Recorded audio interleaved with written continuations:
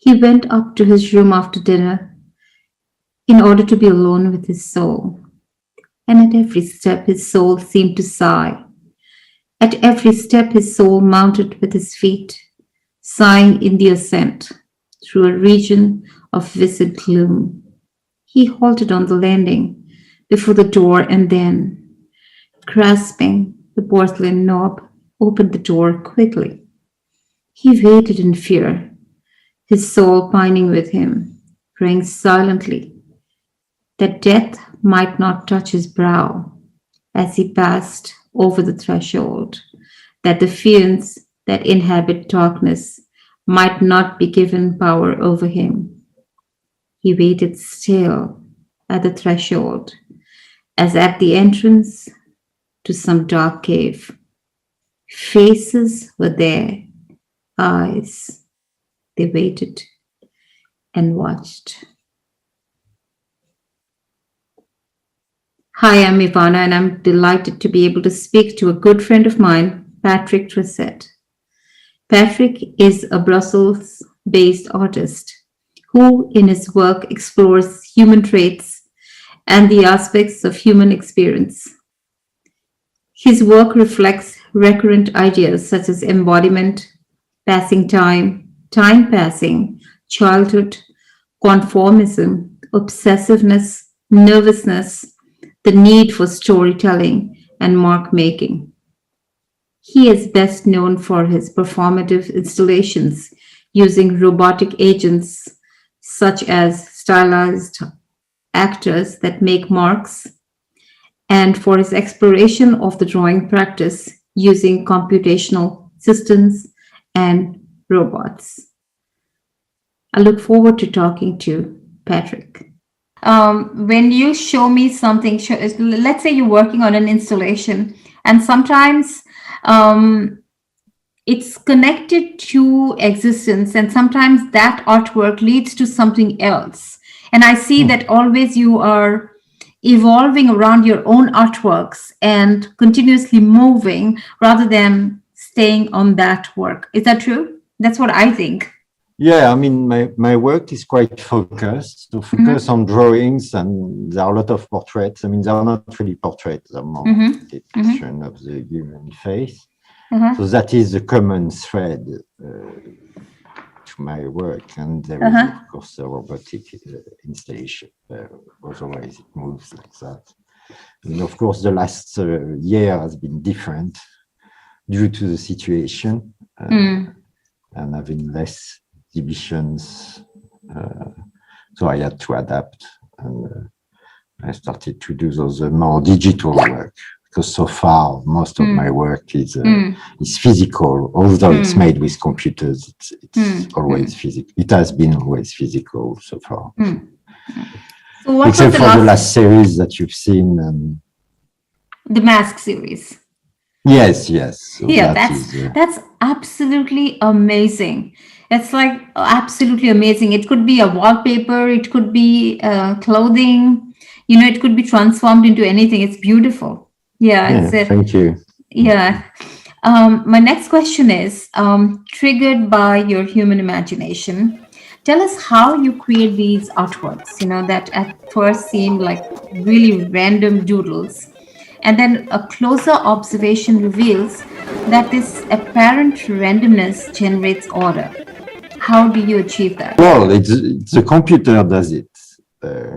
I used to do it by hand, like that, but the computer does it, so it's easier. But I like drawings that are gestural. Sorry. In English, so that the movement of the author is very visible. Because there is this theory, when you look at a drawing, when you observe a drawing, you recover the intention of the artist or the action of the artist. So if it's really gestural, then you have more things to recover. There's more story. And it's true that if you see that there's been gestures and there is an intention, and the problem with computational drawings is that you don't normally get that. So there is this thing of not coldness, but detachment in the computational drawing, that if you use a robot, you have something that is more embodied, obviously, because there is the robots. And so what was the last physical exhibition you had? Was it in 2019? No, I still Are you had still having? Last year I was lucky. I had 8 exhibitions last year, so that was lucky. I had a big one in Hong Kong, and that was strange because normally it was supposed to be at the same time as Art Basel. Art Basel was cancelled, so it was postponed by a few months. And so it was in a theater. It was a beautiful installation, but they didn't get the authorization or the license to open, both for political and for health reasons. So what they did, they employed actors to be the audience and the sitters and the assistants. Yeah. And everything was video streamed, and the stream was live edited with the software and things like that. So it was very interesting. So I had this exhibition, and I had a couple of exhibitions in Switzerland, Germany, and in the States. And where else? In the States, I had 3 in the States. And actually, I still have an installation in Arizona at the moment. And one in New York, actually, New York State at Katona. I don't know if you know. When was that? The New York State? At the moment, the one in Katona, it's still on. It's an exhibition about still lifes. Okay. And the other one in the States is part of Wonder Spaces. Wonder Spaces have a number of spaces in the States where they have 10, 15 artwork, interactive artworks, and they get a lot of audiences to experience. Yeah. So before we talk about your robot installations, it's so hard to, you've done so much work, so it's hard to encompass everything in one interview. Tell us about your drawings and paintings, and I especially love the machine learning one, the series.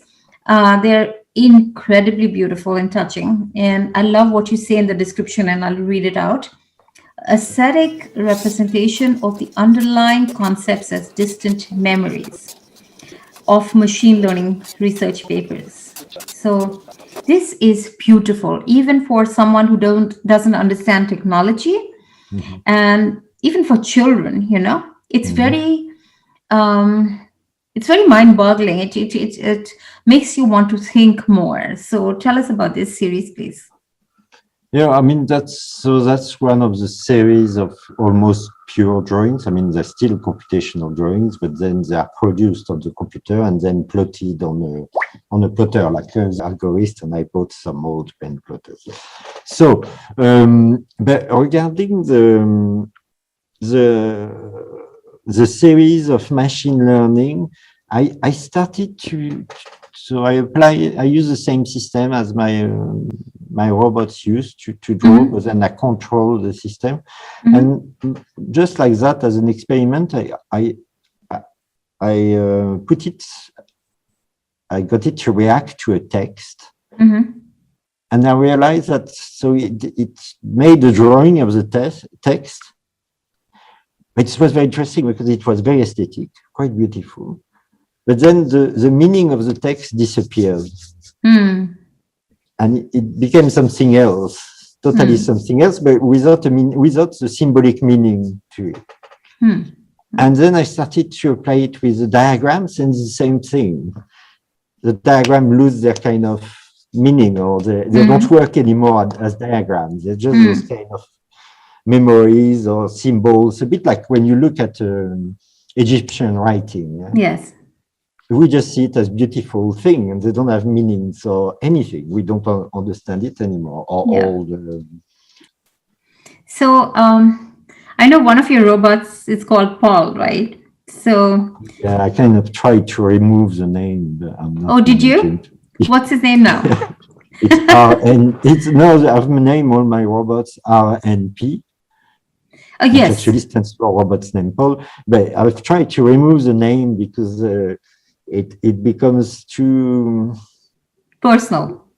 Yes, it becomes almost too gimmicky. I mean, it's just when people write it, it becomes something that I don't want it to be, but then I can't. I've tried to remove it and then it doesn't work. So when did you transition from, I know you were a painter. So when did you transition from painting to robotics or robotic installations? Well, there was an overlap between the painting and so I started to transition in 1997 or 8. I started to get interesting things in 2000. And so then I was stopping painting. And then I joined Goldsmiths in 2003, I think. So I joined Goldsmiths, it's 2004. And I only started to use some robotic elements in 2009. So I bought the first components in 2008.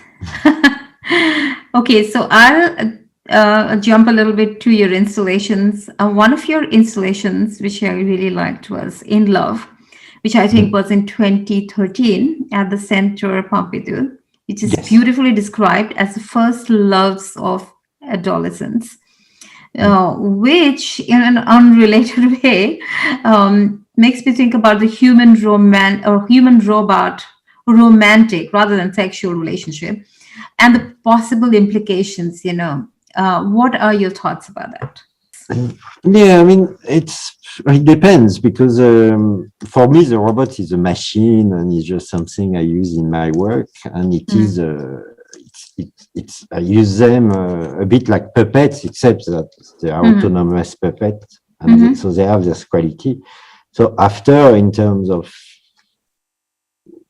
stories and novels or plays and things, of course, there can be those stories of love and things like that, but in the same way, the robot only represents something. I mean, the fictional robot or the artistic robot represents something. And actually, because it has also this capacity, in theory, of being a totally either naive being, a bit like in Voltaire, Candide. So a robot could be seen like that, or as an ideal being, because it has no desires, nothing, so it has no sins. So in a certain way, there is that too. Actually, there's some writing, Japanese roboticist wrote about the Buddhic nature of the robot. So that robot is Buddha-like. Now about your very intriguing work with the human study. I know you go through the very slow process, that's what I read, of pinning paper on robots, besides so many other things that you do to prepare the robot. And then the sitter feels very enthusiastic as a robot looks up and, even as you say, observed and scrutinized. So the sitter feels, obviously, if I was there, I would feel like, what is this robot doing looking at me and scrutinizing me? And then the sitter also feels very evaluated, examined. So tell us how you got started with this series and why you call it, for example, Human Study Number 1, a performative theatrical installation. Yeah, well, so at first, so the thing is, when I was a painter, at some point I got stuck in the painting. I just couldn't paint anymore. Couldn't put any emotions.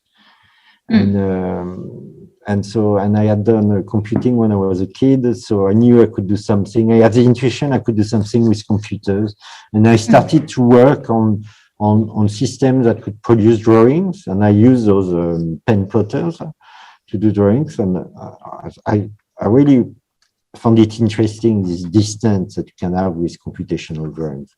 So then I joined Goldsmiths, and I continued to work on the simulated drawings, and eventually I realized that to do drawings, you had to use a robot to get real drawings. And when I exhibited for the first time a robot in public at an art fair, I saw the impact on the audience of the robot and the kind of theatrical quality that they have, the puppet-like thing. And because people know that the robots, I mean, people imagine that the robots are autonomous. The people really get it's really easy to touch people with robots. So that came after the theatrical aspect. But first, it was really a research into drawing, and the storytelling and all that came after. And then I realized that it was possible to take people's attention, to play with them, and just with small movements. But that is a bit like puppetry, really. Work is exhibited in museum or festivals, and it's made to be experienced. I mean, it is a live performance. I still call them all performance, even when there's no human beings involved. But otherwise, it is a theatrical event in a certain way. And it is live, time-based, so it is a performance in a certain way.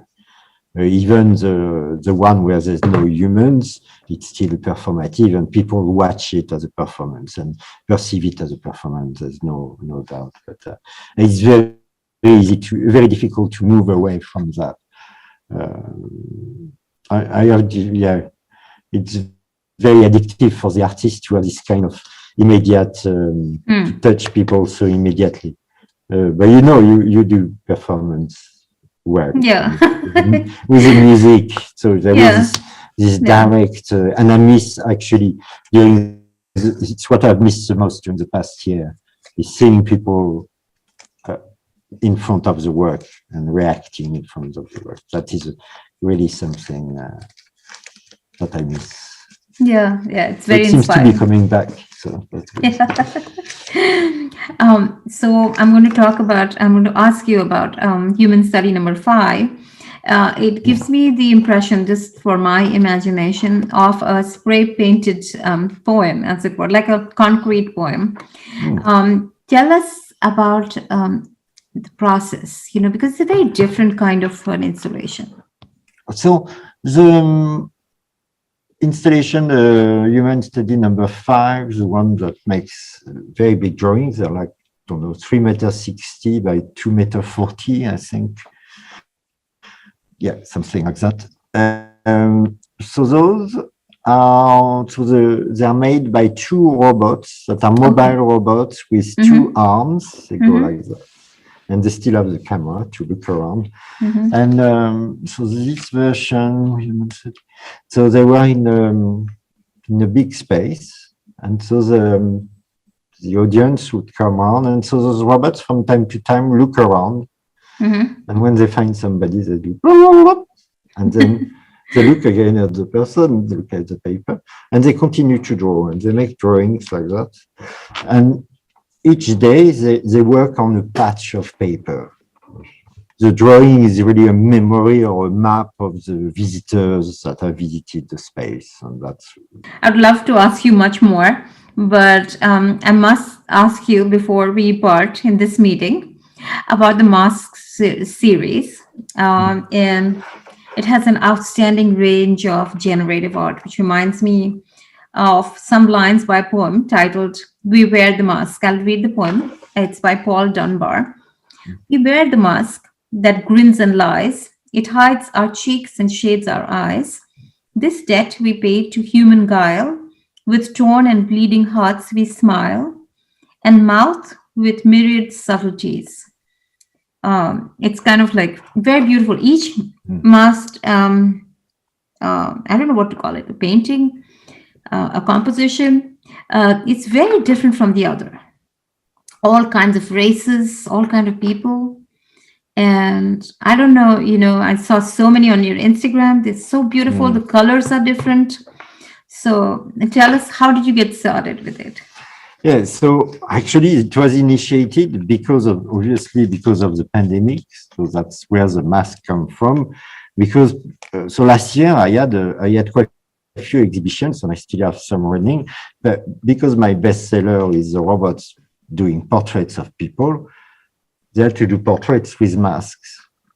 So I had to adapt the system. So it was, and I found it so refreshing because I mean, I've got 40,000 drawings of people without mask.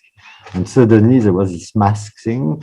So I started to do different things, really close up, and also started to do full drawing of people sitting. And then it became something different. So the mask thing happened. And also I'm fascinated by faces. Because of the mask, you don't get the people. You don't get the expression, a little bit with the eyes, but it's not the same. There's so much missing. So that was triggered by that, this series of masks. The eyes are representative of the soul.